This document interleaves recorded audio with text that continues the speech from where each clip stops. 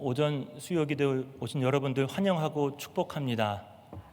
여러분, 사람의 근육은요 둘러싸고 있는 근막이 있다고 하는데요, 이 근막 안에는 과거의 스트레스와 감당할 수 없는 그런 감정들을 기억한다고 합니다. 그래서 이런 스트레스를 받게 되면은 통증이 생기는데 고칠 수 있는 방법이 있다라고 합니다. 굉장히 간단한데 그 스트레스와 그 힘듦을 기억하고 있기 때문에 여러분, 우리가 이런 동작 많이 하죠. 이렇게 우리 감싸는 동작 많이 하지 않습니까? 이렇게 하는 것은요, 이때까지 고생한 나 자신을 위로해 주는 거라고 합니다. 네. 이렇게 합니다. 이렇게 해서 괜찮니? 괜찮아. 네. 여러분, 자신을 향해서 한번 얘기해 보십시오. 괜찮니? 괜찮아. 네. 어떻게 치료가 되십니까? 네. 우리 옆에 분들과도요, 우리 악수도 한번 해보고요, 함께 또 포옹도 한번 해주시면 좋겠습니다. 하실 때 괜찮습니다. 네, 한번 그렇게 한번 해주시면 감사하겠습니다.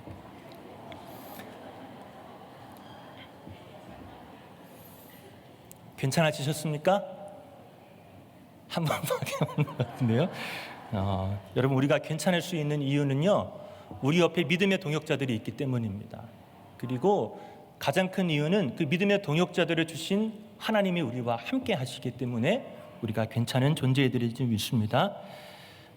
여러분, 뷰 맛집 여러분 많이 들어보셨을까요? 네. 어떤 뜻입니까? 어떤 분들은요, 뷰 맛집 하면은 먹는데요. 맛집 하니까 먹는 데라고 생각할지 모르는데, 여러분, 이 말은요 보기에 좋은 그 경치를 두고 하는 말입니다. 그러니까 뷰 맛집이라는 것은 한번 테스트를 해보겠습니다. 여러분, 이 카페는 뷰 맛집이다, 무슨 뜻입니까? 카페 안 가보셨어요? 좋은 카페를 가보셔야 되는데, 이 뜻은요, 카페 안에서 바깥을 봤을 때 아주 풍경이 기가 막히다, 그런 것을 말할 때 이 카페는 뷰 맛집이다라고 말합니다.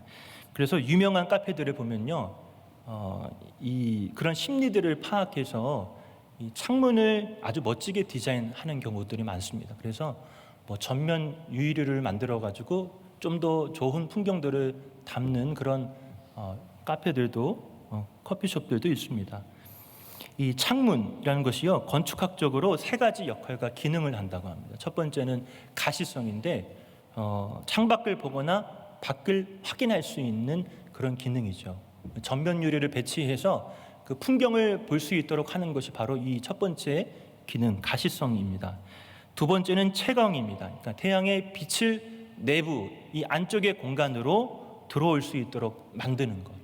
그리고 세 번째 기능은 통풍입니다. 바람을 통해서 또 외부 소리를 들을 수 있는 기능을 하는 것이 이 창문이다. 공기의 환기가 바로 이런 기능을 의미하는 것이겠죠. 그래서 이런 기능을 고려해서 여러 방향으로 창문을 제작하기도 합니다. 그런데 오늘 그 창세기 6장에 보면요, 이 방주가 등장하죠. 이 방주는 배인데, 이 방주를 왜 만들게 되었을까? 그냥 레저용으로 만들었을까? 관상용으로 만들었을까? 창세기 6장 5절과 11절은 이렇게 표현하는데요, 5절에 보니까요, 여호와께서 사람의 죄악이 세상에 가득함과 그의 마음으로 생각하는 모든 계획이 항상 악함을 보시고, 또 11절에는요, 그때에 온 땅이 하나님 앞에 부패하여 포악함이 땅에 가득한지라 라고 기록합니다. 여러분, 죄악으로 인해서 우리가 하나님과의 관계가 단절이 되고요, 세상에는 극심한 혼란과 폭력이 가득하게 되었고, 하나님께서 더 이상 그것들을 그냥 두고 보실 수가 없었습니다. 그 결과 홍수라는 심판을 결정하셨고, 그리고 방주를 만들게 하셨다. 그래서 이 방주는 하나님의 진노와 심판을 담고 있는 것이라고 할 수가 있습니다. 그런데 이 방주의 용도가 한 가지 더 있습니다. 진노와 심판이지만 동시에 사람의 생명을 보호하시고 구원하시기 위한 그 사랑이 존재한다라는 것이죠. 노아가 여호와께 은혜를 입었던 자라고 성경은 표기하고 있는데, 이 하나님은 노아에게 생명 보호의 언약을 주셨고요, 그와 그의 가족들 그리고 많은 동물들이 또 함께 살아날 수 있도록, 남을 수 있도록 이 방주로 초대를 하셨다. 그래서 이 방주는 하나님의 진노인 동시에 하나님의 사랑을 표현하는 것이다 라고 할 수가 있습니다. 근데 특이한 점이 오늘 우리가 읽은 본문 말씀이 있죠. 6장 14절이 이렇게 기록되어 있는데요, 거기서 창을 내되 위에서부터 한 규빗에 내고, 방주가 아주 굉장히 거대했습니다.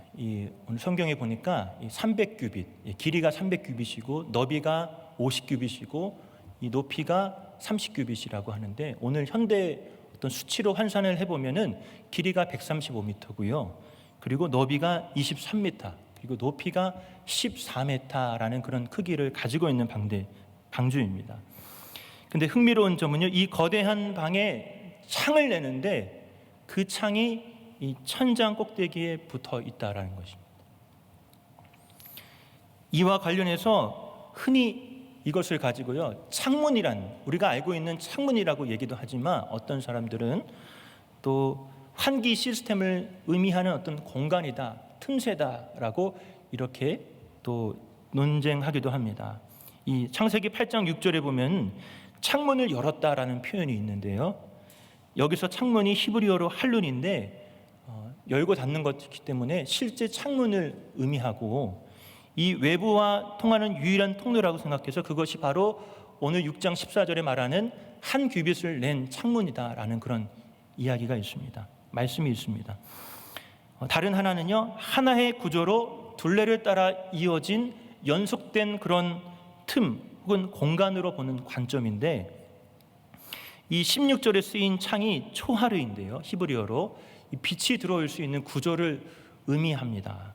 따라서 그중 일부 구역을 이 창세기 8장 6절처럼 열고 닫을 수 있는 창문으로 제작이 되었다. 그러니까 전체는 공간이지만 그 8장 6절은 닫고 열고 닫을 수 있는 창문으로 만들었다, 이런 관점이 있습니다. 사실 창이다 공간이다라는 논쟁은 중요한 것은 아닙니다. 이 중요한 것은 이 방주 안에 다른 개방되어 있는 공간은 없고 오직 유일하게 천장에만 하나로 만들어져 있다라는 사실입니다. 우리가요, 거대한 방주의 공간을 생각해 보면은 여러 개, 수많은 창문이 있어야 되겠다라고 생각을 하죠. 객실에는 볼 수 있는 창문도 있어야 되겠고, 그리고 저기 로비에는 멋진 풍경을 담을 수 있는 전면 그런 유리창도 있어야 될 것 같은데, 그런데 오늘 성경은 오직 위로부터 한 규빗에 낸 창만 있다라고 기록하고 있습니다. 여러분, 왜 하나님은 오직 위로부터 한 규빗만 창문을 내라고 말씀하셨을까요? 이게 배라면요, 옆에도 창문이 있어야 되는데 하나님의 설계에는 그 창문이 없고 위에만 있다라고 할 수 있는데요, 이 방주의 구조적 안정성을 고려했을 때 이 측면에 창을 내면요, 지금 이 방주 밖에는 홍수 때문에 파도가 넘실거리고 가라앉을 수 있기 때문에 이 홍수 중에 물이 들어올 위험을 생각해 보면 구조적으로 가장 안전한 것은 위쪽입니다. 위쪽에 만들 수밖에 없는 것이고, 또 아까 우리가 창문의 기능을 얘기했듯이 이 창문이라는 것이 위쪽에 달았을 때에 어떤 환기와 최소한의 채광을 담보할 수 있다, 보장할 수 있다라고 생각해 볼 수 있습니다. 그런데 우리가 생각해 보면 단순한 건축학적인 접근으로 볼 것이 아니라 이 설계한 존재가 단순 기술자가 아니시죠. 하나님이시다. 섭리의 하나님이시다. 언제나 당신의 계획과 뜻을 가지고 계시고 그 뜻과 계획에 따라서 인도하시고 보존하시고 통치하시는 분, 그분이시다. 섭리 하나님이시다라는 것이죠. 그래서 방주의 구조가 단순히 건축적인 문제가 아니라 신앙의 메시지를 담고 있다라고 우리가 이해해 볼 수가 있습니다. 측면이 아니라 위라는 이 방향을 통해 계속 묵상이 되는 것이 바로 시선입니다. 예. 아무래도 창이 측면이 아니라 위에 있으면은 우리의 시선도 자연스럽게 측면이 아니라 위쪽으로 전환이 되겠죠. 여러분들께 묻고 싶습니다. 여러분의 시선은 어디로 향하고 있습니까? 여러분들은 지금 무엇을 보고 있습니까? 엊그제 그 초등학교에 입학한 딸아이가요, 그 국어 진단 평가 그 결과를 가져오더라고요. 성적표를 가져왔는데 처음 받아봤습니다. 근데 그 항목마다 이 도달 여부가 이렇게 평가 항목이 되어 있더라고요. 그래서 도달, 충분, 보충, 미도달 이렇게 세 가지로 구분이 되는데 기본 모음부터 유창성, 쓰기까지 총 12개의 항목을 평가받았는데 어떤 결과를 받았을까요?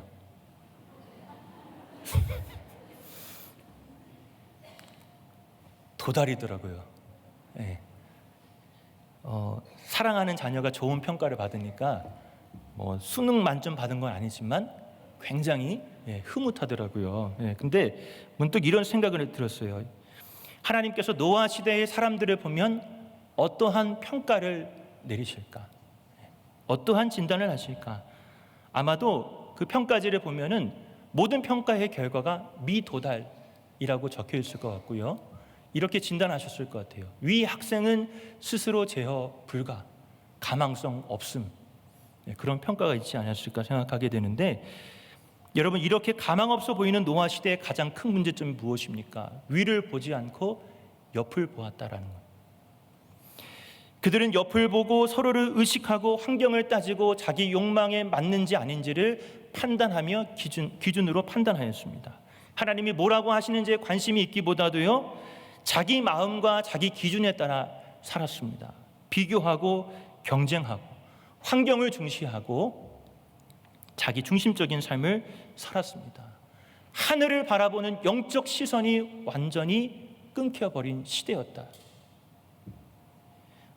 하나님을 보는 법을 잊었습니다. 아니면 정확히 말하면은 하나님을 의도적으로 보지 않았다라고 할 수가 있는 것이고요.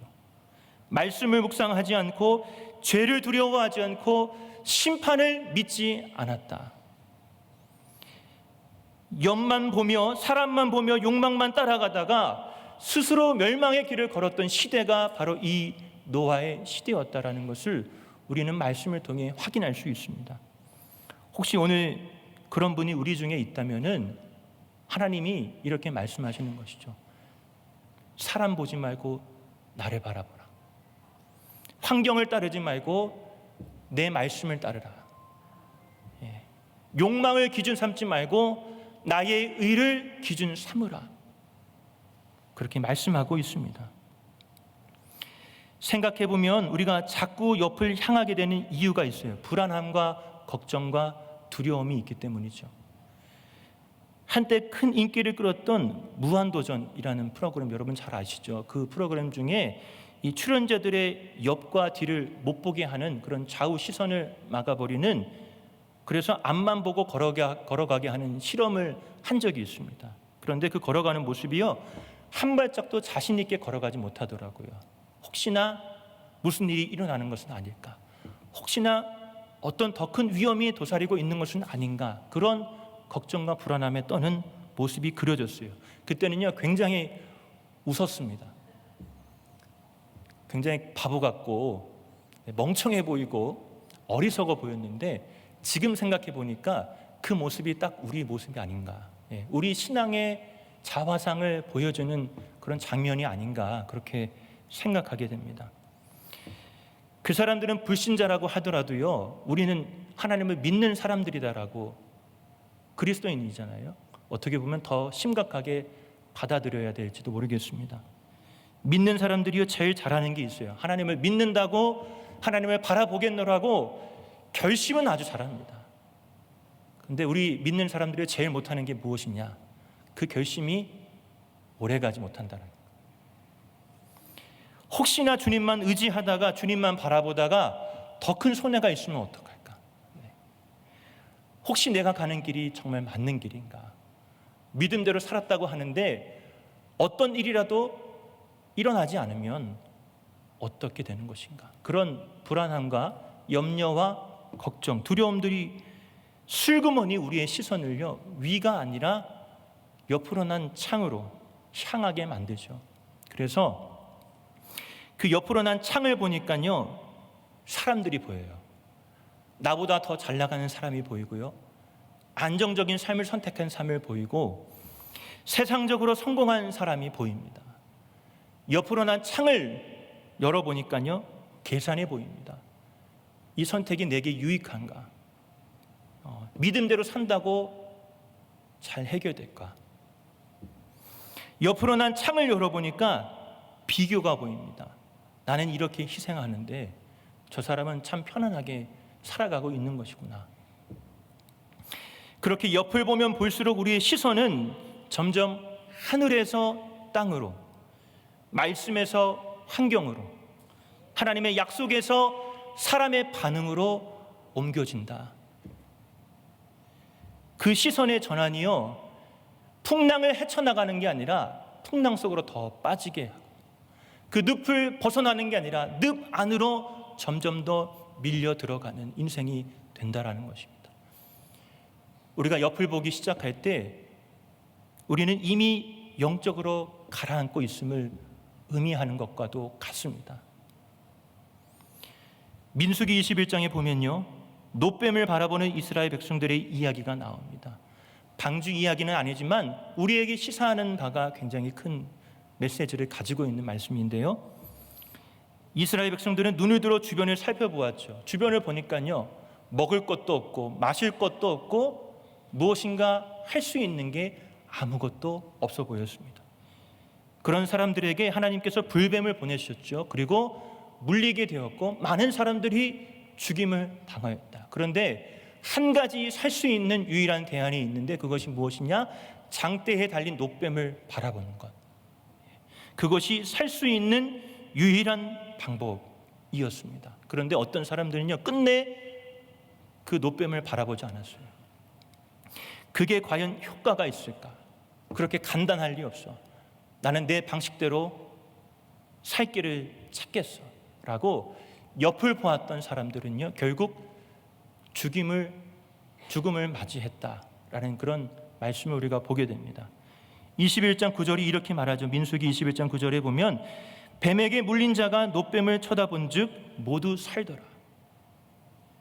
복잡한 게 아니죠. 조건도 아니고 계산도 아니고 대가도 아니고 눈을 들어 그 놋뱀을 바라보기만 하면 되는 것입니다. 눈을 들어 보기만 하면 산다는 것입니다. 그 단순함이 생명을 살렸다라는 것을 우리가 말씀을 통해 확인할 수 있습니다. 이와 비슷한 원리가 노아의 방주 안에서도 발견이 돼요. 하나님께서 노아의 방주에서 그것조차 보는 것조차, 의도적으로 보는 것조차 어렵다고 생각하는 이들을 위해서 아주 깊이 고민하셨고 친절히 준비하셨다라는 것을 보게 되는데, 왜냐하면 하나님의 설계에는 옆에 창문이 없고요, 위쪽 창문만을 만들라고 지시했기 때문입니다. 철저하게요, 시선이 위를 바라볼 수밖에 없는 구조였다. 마치 그 무한도전의 출연자들의 좌우 시야를 가리고 앞만 보게 만들었듯이 노아가 옆을 볼 수 있게 하심으로 자연스럽게 하나님을 바라보는 구조로 만드셨다. 그리고 이런 방주 생활은 1년 하고도 10일 정도를 더 지속해야 되는 삶이었습니다. 물론 그런 생각이 들었을지도 모르겠죠. 밖에 무슨 일이 있을까? 밖에 사람들은 어떻게 되었을까? 보고 싶은데 볼 수 없고 듣고 싶은데 듣지 못하고 말하고 싶은데 말하지 못하는 이 고립된 시간이 우리 인간에게는 가장 괴로운 시간이 될 것입니다.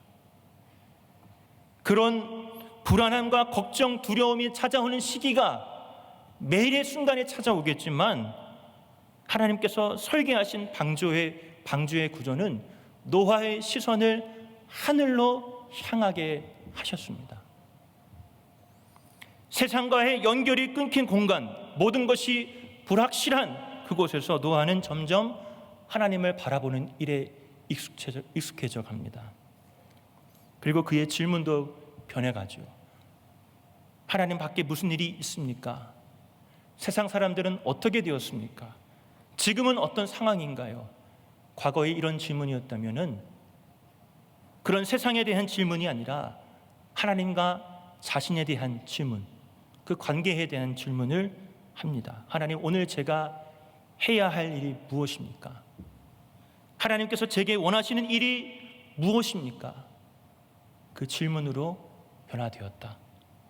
여러분, 하늘을 바라보는 시선의 빈도가 늘어날수록 이 노아는 점점 믿음의 사람으로 변화되었다라는 것을 우리가 볼 수 있습니다. 저는 오늘의 말씀을 묵상하면서 이런 생각을 하게 됐어요. 신앙의 방향이 생명의 방향이다. 어느 것을 바라보냐가 우리의 생사를 결정한다 라는 것을 깨닫게 됩니다. 여러분, 신앙은요, 옆을 보며 자라지 않습니다.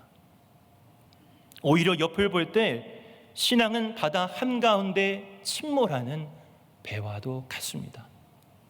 그러나 그 신앙의 시선이 위를 향할 때, 오직 하나님만을 향할 때 깊어질 수 있다. 오늘도 우리는 옆을 보며 자꾸 복잡하게 생각하고 사람을 기대하고 세상 방식으로 계산하려 하지만, 그런 우리를 향하여 하나님 말씀하시죠. 옆을 보지 말고 위를 보라. 때론 하나님, 왜 이렇게 답답하게 만드셨습니까? 그렇게 반문할지도 모르겠습니다. 그러나 여러분, 하나 확실한 것은요, 악수 같아 보이는 수가 완전히 흐름을 돌려놓는 선수가 될 수 있다라는 것입니다. 방주 옆에 창문을 내지 못해 세상을 보지 못하는 답답함이 우리에게는 악수처럼 보이겠지만, 결국에는 그 수가 신의 한 수가 될 것이다. 어떤 한 수가 됩니까? 하나님을 더 깊이 경험하게 되는 신의 한 수가 되는 것입니다. 여러분, 시선의 전환이 필요한 시점입니다. 오늘 나의 시선은 어디로 향하고 있습니까? 오늘 나는 무엇을 보고 있습니까? 정답은 옆이 아니라 위에서 한 규빗 낸 창문입니다. 주님은 그곳을 보라 하십니다. 그래서 하나님, 당신만 바라보는 일이 내 인생에서 가장 필요한 일이었습니다 라며 그 믿음의 고백이 위로 시선을 향하는 여러분들의 고백이 될 수 있기를 간절히 바랍니다.